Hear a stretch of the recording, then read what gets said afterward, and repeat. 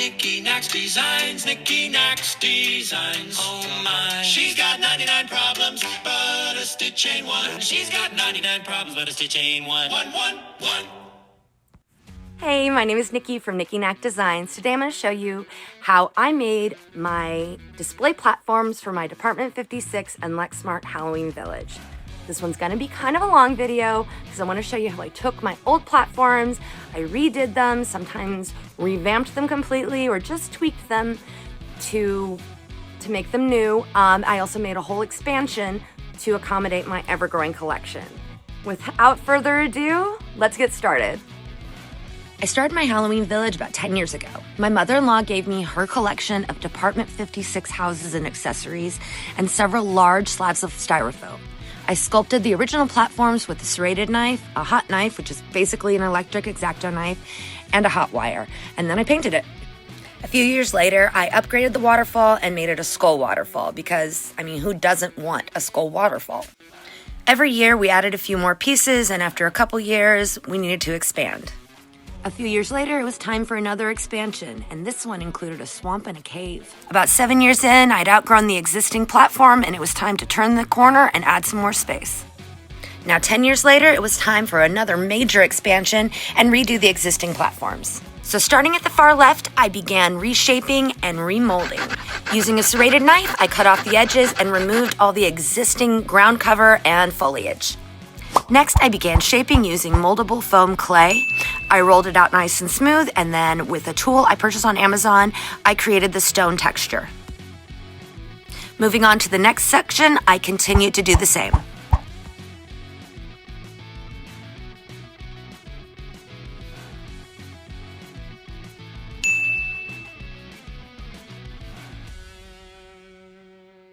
Moving on to the center section, I did a full revamp of the waterfall, pulling down everything that was there and starting basically from scratch. I created rocks by balling up aluminum foil and then covering them in that foldable clay.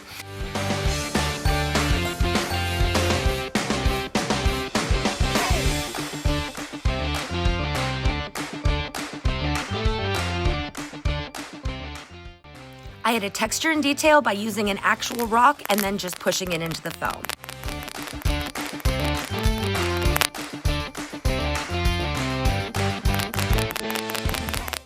Using another ball of aluminum foil, I created the skull. I didn't take great video of the whole process, but it turned out great in the end. Using foam and the moldable clay, I began building up the mountain around the skull that will become the waterfall. Initially, I glued everything together using this foam cement, and it was a great product, but it was kind of expensive for the amount that I got in the can, so I ended up pivoting and using something different later. Craft foam can get really expensive really quickly, so instead I bought this large sheet of garage door insulation from Home Depot for about $35. Using a serrated knife, I cut out pieces to match what I needed. The downside to using the insulation foam is that it's covered in a sheet of thin plastic, and it can get kind of tedious to remove. Piece by piece and trial and error, I began just building my mountain around my skull. Once I built up a pretty good base, I began carving my mountain.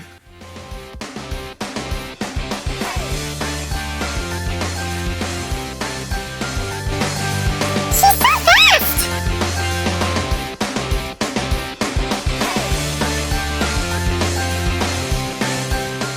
Using non-dry clay, I created some molds. The goal was to have some sheer rock face, and so I wanted to get in there with my clay tools and dig out a lot of uneven sections to have it be nice and jagged. Next, I created my plaster using a 2.5-to-1 ratio of mix to water and then stirred until well combined.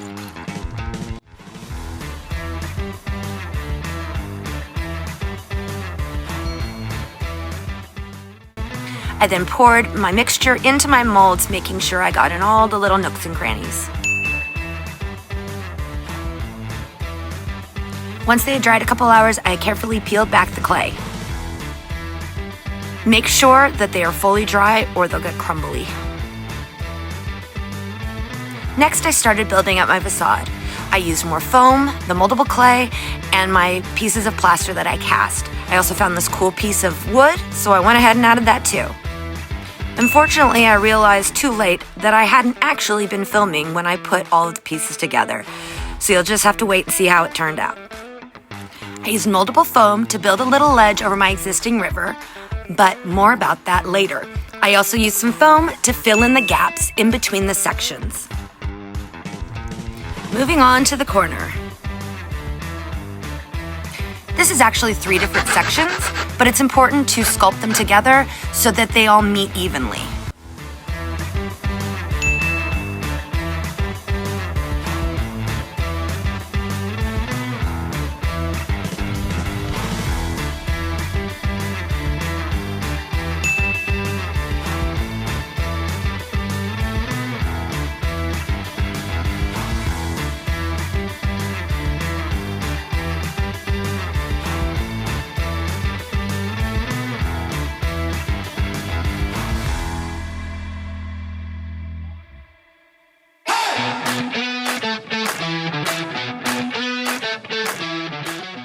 Now it was time to start the new section.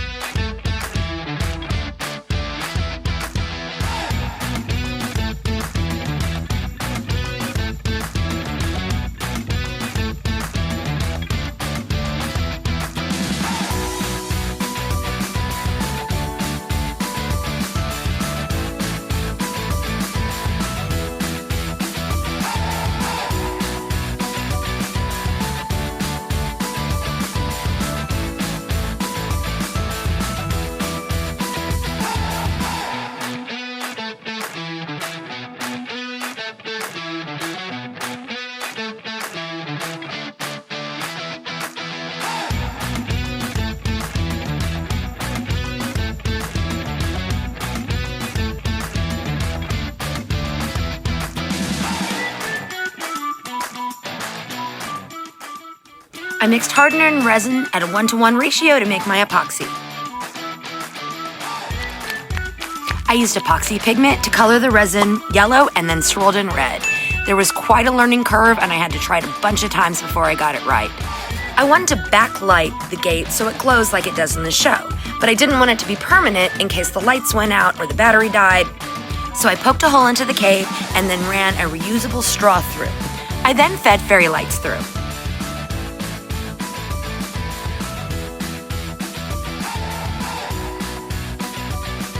I used a glue gun with red glitter glue to get that slimy, stringy look.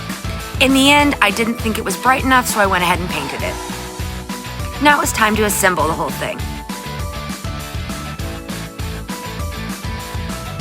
I used small chunks of foam to create the base for me to put on the moldable clay.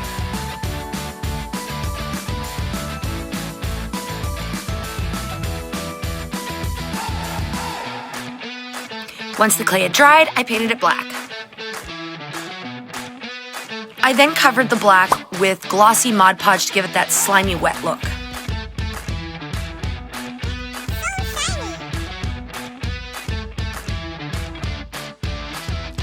Now it's time to paint my base layer. I used a medium gray and covered everything.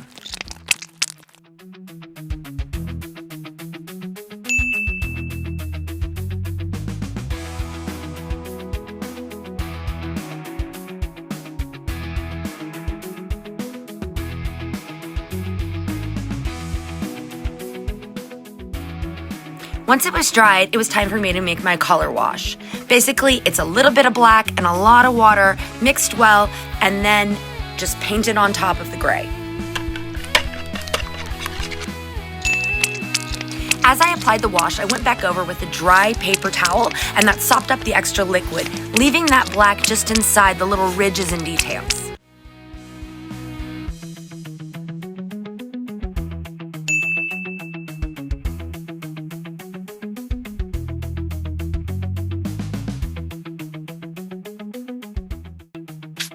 Next, I dry brush to add dimension. To dry brush, you're going to use a shade a little bit lighter than your base color. After you dip your brush in the paint, you're going to dab off as much paint as you possibly can. Then just lightly swipe the paint over the surface. I used 2 different colors to give it a little more depth.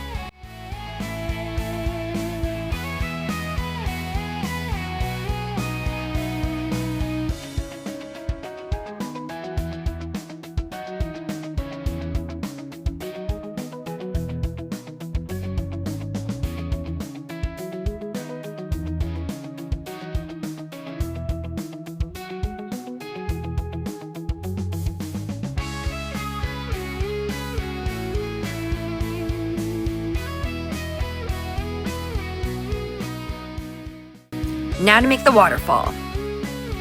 Using parchment paper, I outlined the areas that I wanted the waterfall to go.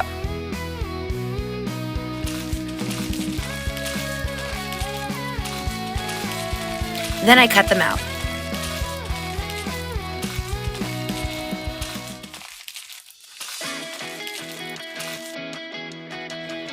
Once cut out, I placed them underneath another piece of parchment so I had an outline to go by.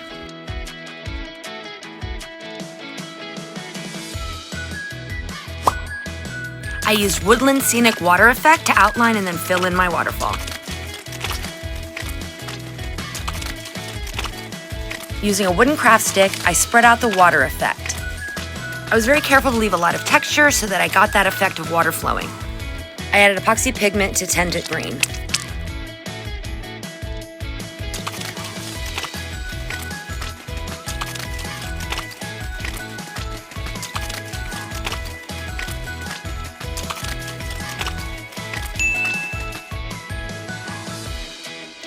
I then made more epoxy so that I could attach it and add some drips.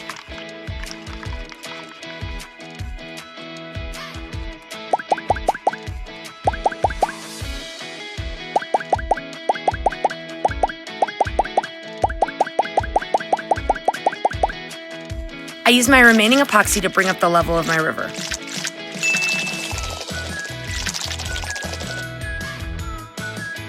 Once everything was cured, I added more water effect to give the illusion of rapids and ripples.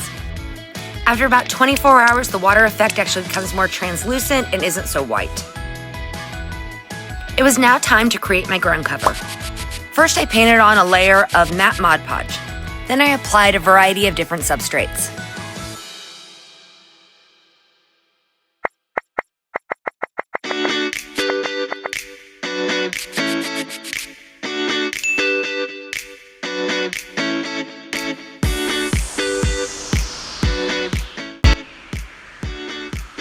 Then it was static grass time. So static grass is a modeling material made of tiny synthetic fibers that stand upright to realistically mimic grass. It's applied by brushing glue onto the surface, sprinkling the fibers on, and using static electricity to make them stand upright.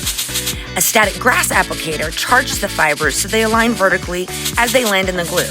Once dry, the excess is tapped off, leaving a natural-looking grassy texture. To use the static grass applicator, insert the static grass into the applicator and attach the grounding clips to the conductor that is placed in the glued surface. Hold the applicator a few inches away from the area, turn it on, and gently shake so the fibers fall. Initially, I used the provided 4-prong conductor, which worked really well on large areas. I used a small vac to suck up the extra grass so I could reuse it and reduce waste. The 4-prong conductor became problematic when I was trying to get into small spaces. So thanks to @theterrain_tutor for showing me how to make a handheld pen conductor. It worked amazingly and I never went back. Wow, it really works.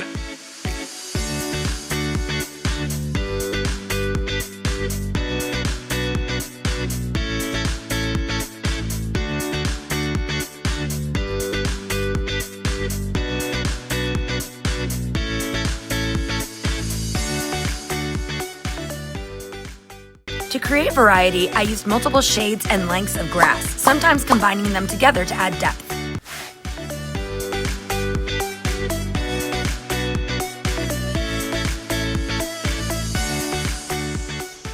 I took a short static grass break to create a spot for a campfire.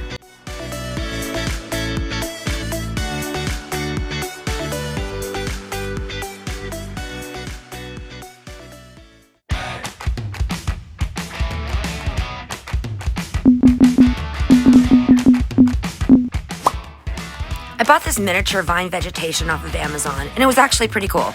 At first, I tried to use turbo tacky glue, but it wasn't turbo enough for me. I eventually switched to a low-temp glue gun. I also bought this pack of leafy vines. I expected it to be more like this in real life, but in reality, most of the leaves were detached, so I had to glue them on one by one using tweezers. It was extremely tedious.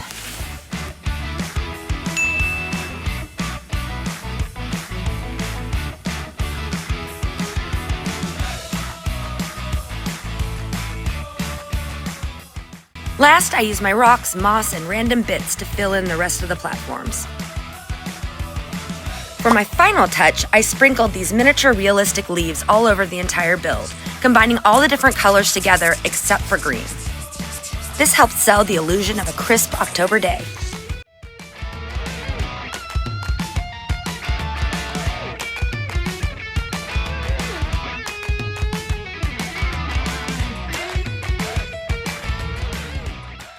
Finally, I sprayed the entire piece with scenic cement. This sealed everything down so the leaves and substrate stayed permanently in place. When I ran out of scenic cement, I mixed my own using matte Mod Podge and water. But honestly, it didn't work quite as well, but it was good in a pinch. Now remember the ledge I created over my river? I used my glue gun to attach fairy lights underneath it to make the water glow. By tacking it with the low temp hot glue, I can somewhat easily remove it if it stops working.